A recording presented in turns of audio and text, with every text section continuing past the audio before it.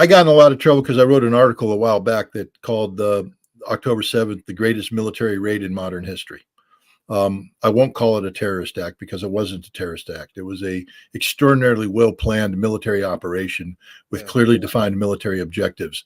The kibbutzes that surround Gaza are not civilian installations. They're militarized installations that operate in direct support of the Israeli military presence along the Gazan border. Just to give you an example, Hamas was slow to getting to some of these kibbutzes, and they mobilized their self-defense force and were able to repel the Hamas attack.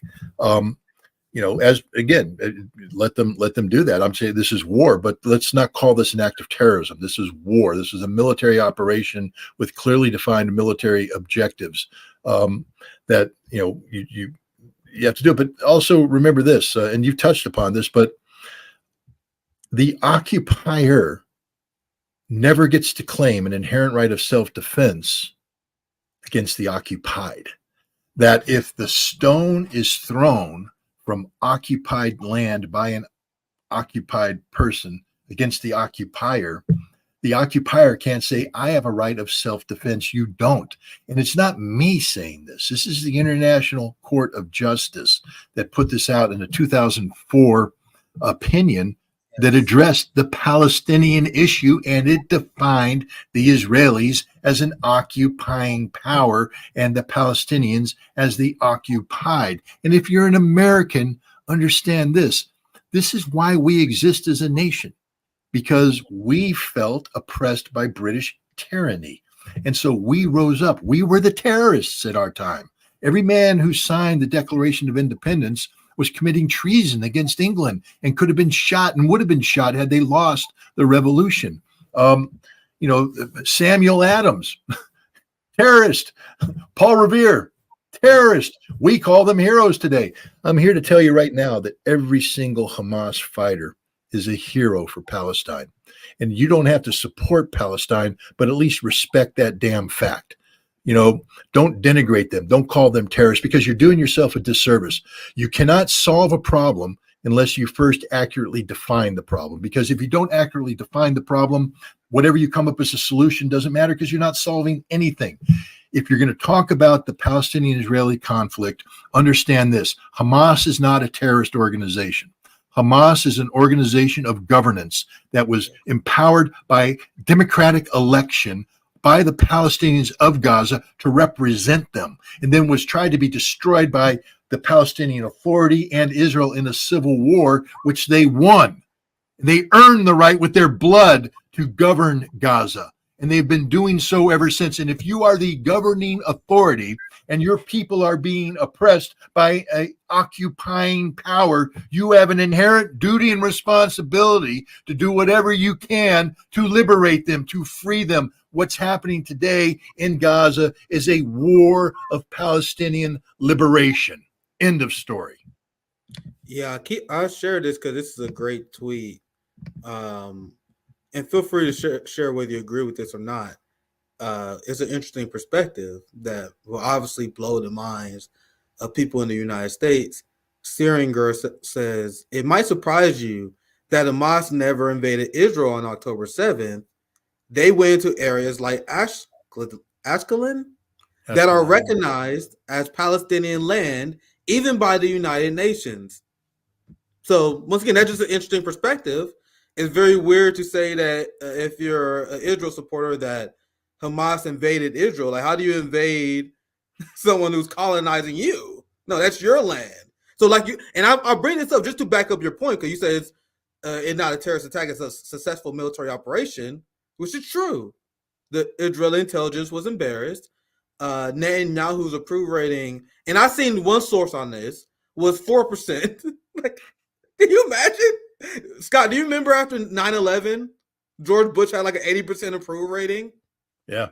Like, Putin has like 80% approval rating because of Ukraine. Usually, after a conflict, as a leader, you're supposed to get a bump in approval. Netanyahu was 4% after October 7th, which should have been a dream scenario for him, considering the political turmoil, the corruption trials that he's been going through as well. But that wasn't my main part. This is the last part I really want to get through because I appreciate you spending time with us today, Scott. It was a very fun conversation. A lot of great things, very thought provoking things said. I want to talk about more about Ukraine, but we may say that for next time because the whole thing about the liberal establishment, like Morning Joe now admitting that people like us was right the entire time. Now they calling for a different approach to Ukraine. That's how they phrase it. We need a different approach, a different win strategy. Anyway, we get to that next time because that's a lot to cover. But I want to get your thoughts on this because it's something I've been finding very particular. There's a psyop going on to join hands with Zionism to import their fascist ideology in our country, which they already been very successful at importing their fascist, anti-free speech Zionist ideology. Look at how Ron DeSantis and many on the right who claim to support free speech, they banned BDS in Florida. Like they ban the right to assembly. They do all these things against free speech on behalf of a foreign power. And that's because Zionists. That's because AIPAC buys them off. You have a direct interference by a hostile foreign power to negatively. You can make the argument that we never had these values, but let's make it simple. Let's say we had these values of free speech, democracy. You have a hostile foreign power that believe in a fascist ideology that's doing everything they can to import that to our country, and people don't see that as a threat. Because now they're doing this thing, I don't know if you've seen this or not, Scott, where they're saying Jewish students feel unsafe on college campuses, mostly because they see other people protesting against their genocidal state they support. So during this speech, and I actually mentioned this, I went a little bit out of order. What was that Chuck Schumer speech? I went a little bit out of order, but there was a speech done today. You guys see this is the CNN story where Mitch McConnell praised Chuck Schumer's speech. When I mentioned, it was like breaking news that Chuck Schumer is going to do this speech addressing anti-Semitism because they just try and manufacture consent around cracking down on the consent. Once again, this is fresh out the press here. This is 3 hours ago.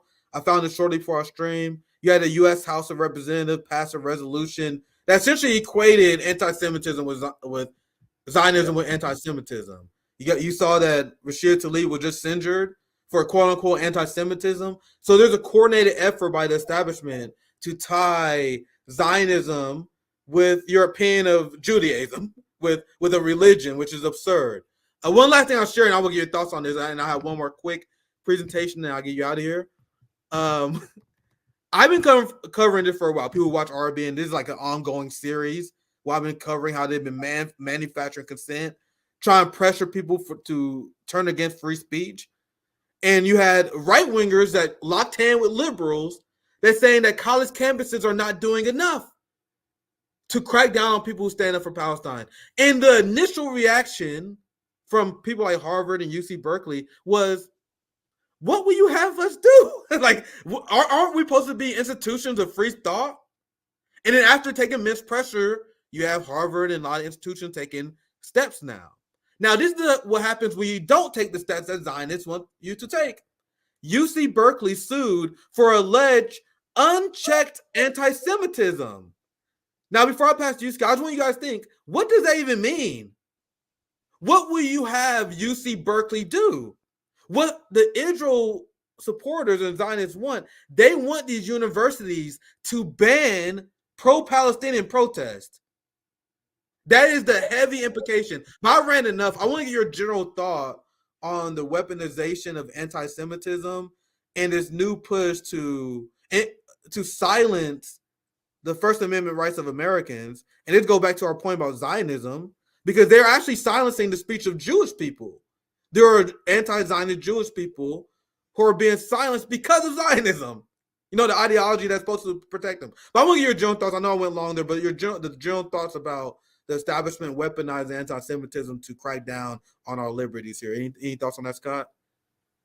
Look, I'm somebody who believes that in free speech, and I'm sort of a free speech absolutist. I told you I'm a Marine, and we take the flag very seriously. If you've ever watched Marines raise the flag in the morning and take it down at night, there's a whole ceremony attached to it. We have a flag manual.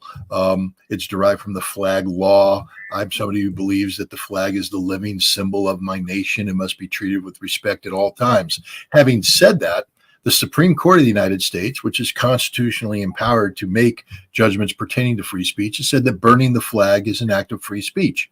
Therefore, no matter how I feel about the flag, I will fight and die for your right to burn the flag. I won't be happy about it. And if we go to a bar afterwards and get drunk, I'll take you out back and kick your ass. But while you're burning it, you have the right to do that. I'm somebody who believes that, if the KKK wants to march through downtown Albany and they do it legally, they have a legal right to do it. I don't like what they're saying. I despise what they're saying. I might put a counter protest, but you can't say they have no right to speak. They do. It's despicable speech, but they have a right to speech. Now we come to the issue of this, and let me put it this way too. How do you educate people about racism in America if you don't allow both sides to be honest about who they are and what they are? How do you learn to despise the KKK? The best way to learn to despise the KKK is to listen to the KKK, because they condemn themselves with their hate-filled ideology. But if you silence it, then you allow somebody else to shape that narrative. I think everybody should be allowed to articulate free speech. There was a famous American Supreme Court justice that said you know what the antidote is for bad speech? More speech. Yeah. More speech, more speech, more speech. So now we have this very complicated, and it's not that complicated. You and I know it's not that complicated. Zionism isn't complicated. It's racism. It's pure racism, straight up. It basically says that a bunch of white Jewish people have a God-given right to do whatever the hell they want to all the brown, non-Jewish people in the Middle East. That's what it is, straight up. It's about economic empowerment. It's about the theft of land. It's about a whole bunch of things. It's not anti-Jewish, first of all. The majority of the Zionists who created it were secular in nature. They weren't fanatic Jews. They were just doing it for money and power, etc. But the thing is, let's say we want to have a discussion about anti-Semitism. The best way to educate is to allow people to talk. How can we defend, let's say I'm a Zionist. How can I defend Zionism if I'm not even allowed to debate it? If the debate is, hi, I'm Scott Ritter, I'm here to argue the Zionist side, Zionism is good. And to debate me is nobody, because you're not allowed to talk about it, because to debate Zionism makes you anti-Semitic, which apparently is now a crime in America. First of all, to be anti-Zionism is not anti-Semitic. Anti-Semitism, and again, we can get into, our Arab Semites, yes, of course, but we know what anti-Semitism means. It means anti-Jewish. That's how it's used. That's the way it's used. So if you're anti-Semitic, and my dogs apparently are agreeing with me at this point in time, if you're anti-Semitic, it means you're anti-Jewish, straight up. But to be anti-Zionism isn't to be anti-Jewish at all. To be anti-Zionism isn't to be anti-racism. It's to be against this racist enterprise that's using Judaism as a vehicle to commit crimes against other people. And we should be allowed to debate this, to discuss this. We should allow, especially on college campuses, for a free exchange of ideas. What are the Zionists afraid of? That they can't articulate an adequate defense? Are they afraid that if people who are opposed to Zionism have a chance to speak out, that they might actually attract more people? Gosh, we're in a democracy. Isn't that how it's supposed to work? The person that can articulate better ideas attracts more people. I get more votes than you, and I win. But no, Zionism doesn't want that.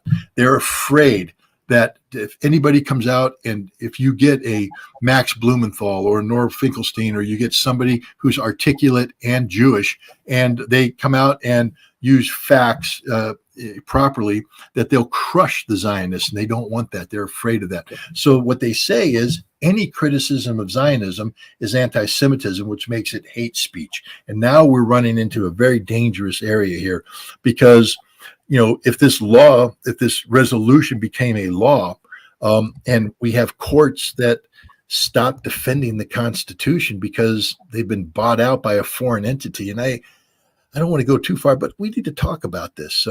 What is AIPAC, the American Israeli Public Affairs Committee? But what it really is a foreign intelligence operation designed to buy the American Congress. Everybody got up in arms about the allegations that Russia was using the Republicans to steal an election in 2016, but nobody complains that Israel buys every single election that takes place in America, that Israel not only owns Congress, They but pledged $100 million for this election, Scott. yeah, I did $100 million.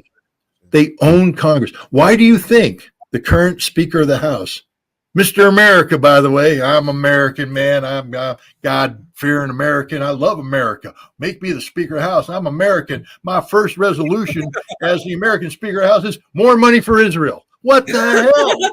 What the hell? I thought you said you're American. There's people in Flint that have bad water. There's homeless in San Francisco. There's a whole bunch of problems where Americans need money. And the first thing you do is give more money to Israel. Why? Because you're bought and paid for by Israel, pal.